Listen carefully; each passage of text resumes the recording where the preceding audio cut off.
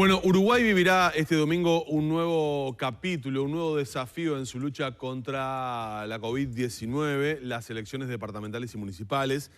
Salud Pública y expertos, de hecho, han emitido una serie de recomendaciones para mitigar, para disminuir el riesgo de contagio justamente de coronavirus. Vamos a hablar de este tema con Henry Albornoz, que es presidente de la Sociedad Uruguaya de Infectología Clínica y además integrante también del Comité de Gestión de Crisis del Ministerio de Salud Pública. Siempre es bueno charlar de estos temas. Henry, gracias por acompañarnos. Bueno, buenos días, un gusto. Muchísimas gracias por la invitación. Bueno, el miércoles el presidente de la República hablaba en rueda de prensa sobre muchos temas cuando hacía la ofrenda floral al pie del monumento al general José Gerardo Artigas. Decía, la parada es brava, es difícil. Y pedía y exhortaba justamente a todos los ciudadanos que tuviéramos conciencia de lo que sucede, digamos, el próximo domingo.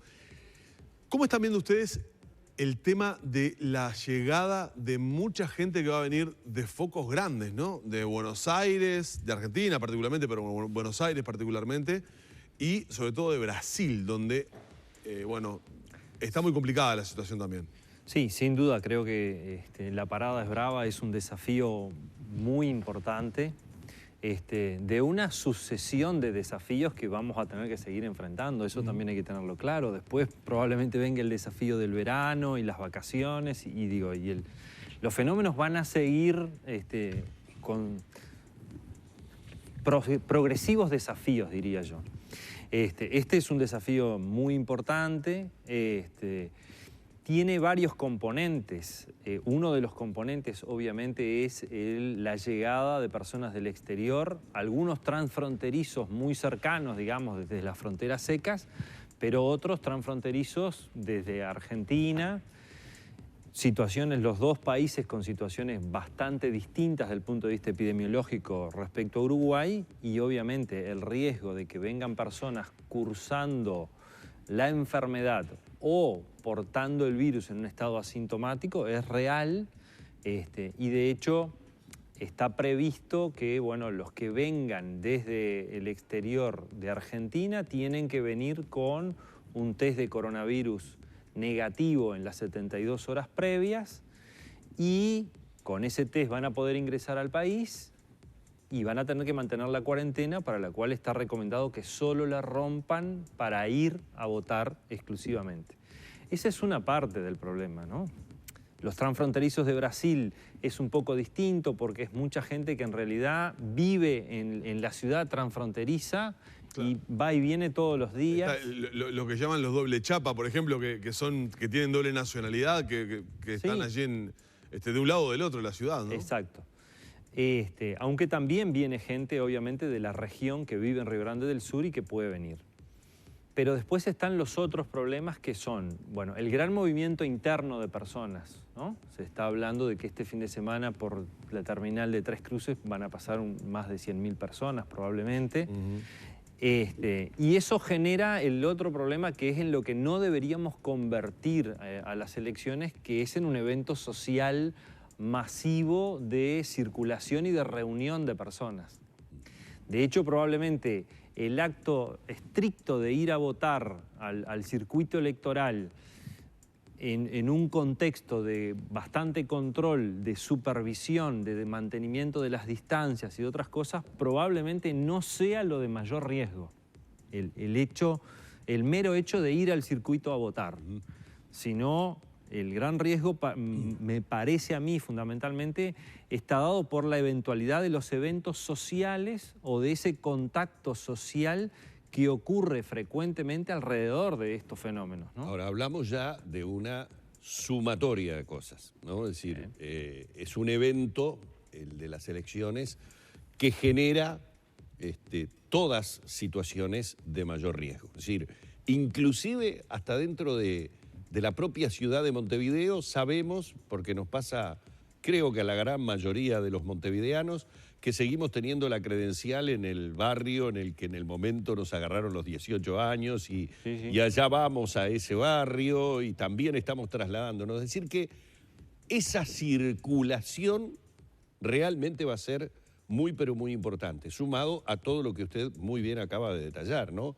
Lo que estamos viviendo, además, no quiero exagerarlo y ser alarmista, pero lo informamos todos los días, los casos que generalmente nos vienen desde Brasil y Argentina demuestran que las situaciones de nuestros dos vecinos son realmente de una circulación del virus muy importante. A ver, no terminamos de dar hace una semana atrás la noticia por Copa Libertadores que jueces que habían salido con supuestamente resultado negativo en su test, encapsulados, terminan dando positivo y tuvieron que cambiar hasta los jueces del partido de Nacional a último momento. Es decir, que eso a uno lo hace mirar las situaciones de nuestros vecinos como muy preocupantes. Y usted dijo recién, la elección es uno de tantos desafíos que tenemos por delante. Esto no se agota en el domingo, que veremos en una semana o 10 días las consecuencias, sino que va a continuar con los fines de semana, como por ejemplo el del 12 de octubre, creo que es que los argentinos vienen y allí tenemos como un termómetro de qué va a pasar en la temporada y cuando queramos acordar tenemos que estar decidiendo lo de la temporada. ¿Cuándo se termina esto? Es decir, ¿cuándo podemos empezar a respirar un poco más tranquilos? Porque lo que uno ve o prevé para adelante es mucha alerta, mucha conciencia social y mantener estrictamente todos los protocolos sanitarios. Sí, es muy difícil, digamos, arriesgar con un grado de confianza alta cuánto tiempo se va a mantener esta situación. No es previsible que esta circulación viral se agote mágicamente en poco tiempo. Es probable que tengamos circulación de este virus por 1 o 2 años más, eso es probable que así sea. Y bueno, habrá que ver qué posibilidades hay de que desarrollos tecnológicos y científicos como la vacuna eventualmente puedan acortar este tiempo de circulación del virus. Pero no, por lo menos no va a ser de acá a fin de año ni de acá a los próximos meses. Exacto. O sea que lo esperable es que la circulación del virus siga ocurriendo en olas de circulación. Europa ahora está viviendo la segunda ola, ustedes lo decían fuera de cámara, Madrid... Sí, Madrid Sanidad le acaba de ordenar a Madrid que cierre la ciudad. Madrid cierra la ciudad de vuelta. Y bueno, y situaciones similares están pasando en otros países en Europa.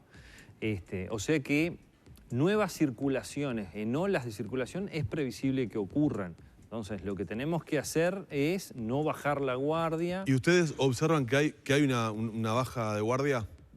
Bueno, yo creo que lo que hay es, y todo nos pasa, un cierto acostumbramiento a las medidas que vamos haciendo. Algunas que las incorporamos automáticamente en nuestro quehacer diario, y de hecho a uno le pasa que circulás en un lugar y estás sin la mascarilla y te sentís que te falta algo, ¿no? De hecho, yo ahora estoy acá y en realidad, exacto, entré, venía con la mascarilla, cuando llegaste la sacás para la entrevista y te quedás medio... y eso nos empieza a pasar, o sea, eso es porque incorporamos a nuestra rutina el uso de la mascarilla. Así tendría que ser con otras estrategias, como la higiene de manos muy frecuente, como otras cosas.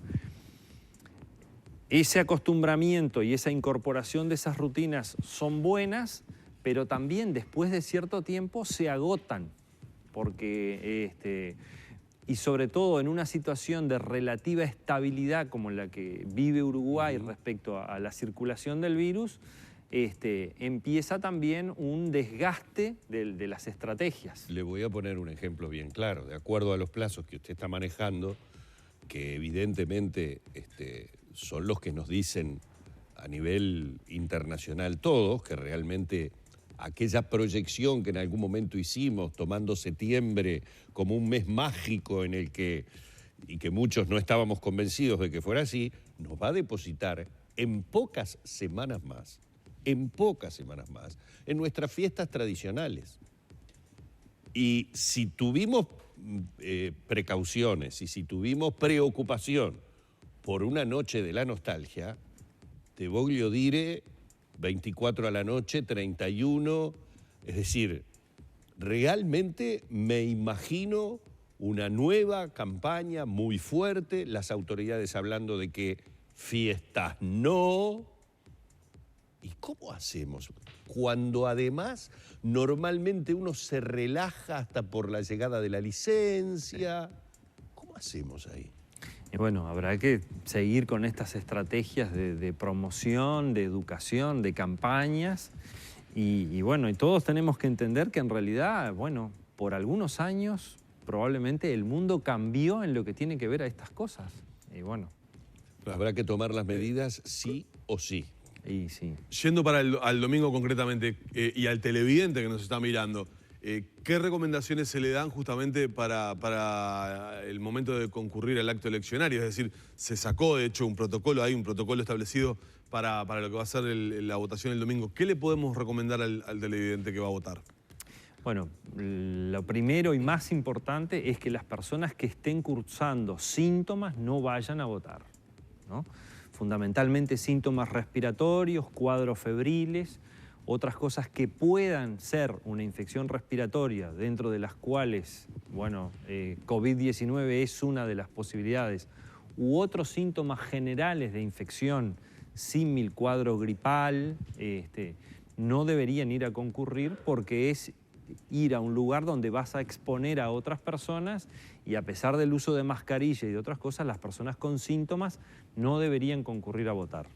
Para eso obviamente está establecido, hay el médico que lo ve, certifica y la persona después hace un trámite y eso no tiene que pagar la multa, digamos, eso está reglamentado a nivel del sistema electoral. Y después, para los que van a ir a votar, bueno, las recomendaciones son la del distanciamiento, mantener la distancia en las filas, si hay que esperar, el uso obligatorio de la mascarilla desde prácticamente salir del domicilio, si uno va a utilizar un medio de transporte público y va a compartir ese transporte con otras personas. Fundamentalmente, bueno, en el interior, pero también hay una política muchas veces de traslado de las personas a votar. Es preferible que ese traslado sea en forma individual y no en sistemas colectivos. Y si va a ser en sistema colectivo, que las personas usen la mascarilla, que mantengan la distancia, que se hagan la higiene de manos antes de subir esos vehículos, como deberíamos hacer en la vida habitualmente, ¿no? Para cualquier transporte público. Lo mismo después, y bueno, y al llegar al circuito electoral, lo que decíamos, mantener las distancias, evitar los saludos afectivos, a lo que hacía referencia Humberto, que frecuentemente te encontrás en el circuito electoral con gente que hace mucho tiempo que no ves. Con tu generación, por ejemplo, habitualmente, ¿no? Sí. Entonces, los saludos tienen que ser la nueva modalidad de saludos, evitar el formar aglomeraciones de personas o reuniones de varias personas para una charla que puede ser a veces distendida, inclusive a veces prolongada. Bueno, eso hay que tratar de evitarlo. O sea, hay que ir a hacer el acto electoral cívico de votar, cumpliendo los protocolos. Está bastante bien establecido cuál va a ser el funcionamiento de los circuitos, las medidas de higiene, las medidas de distanciamiento. Un nuevo actor que va a ser el facilitador justamente para que esto se desarrolle con la mayor seguridad posible y terminado el acto de votar, yo diría volver al domicilio, mantener los contactos con las personas que tenemos habitualmente contacto, con las más cercanas, porque eso justamente es lo que evita que tengamos eventuales dispersiones hacia personas con las cuales no tenemos contacto habitualmente. Doctor, tenemos innumerables preguntas de televidentes, pero por ejemplo una que dice, si tengo que tiene recetado un hisopado para hacerse el sábado, teóricamente no debería concurrir a votar si el hisopado lo tiene el sábado, salvo que tuviera el resultado ya el domingo y fuera negativo. Claro, esa persona debe ser una persona que está en cuarentena o en estudio por algún evento de exposición y le toca la fecha del hisopado probablemente el sábado porque cumple el periodo que nosotros habitualmente esperamos. O sea, esa persona está en cuarentena hasta el sábado se va a hacer el hisopado. Si el hisopado es positivo, obviamente no va a votar.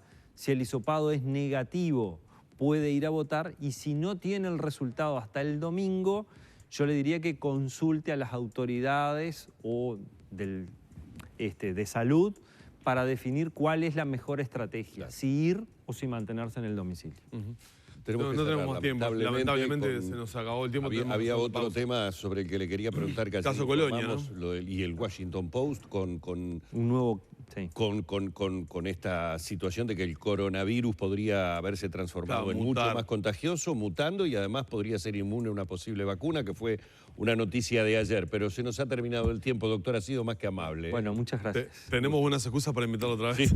Sí, no, además ya nos anticipó que tenemos para largo. Para 1 o 2 años. Hemos Gracias, estado dialogando en la mañana de Arriba Gente con el presidente de la Sociedad Uruguaya de Infectología, el doctor Henry Albornoz.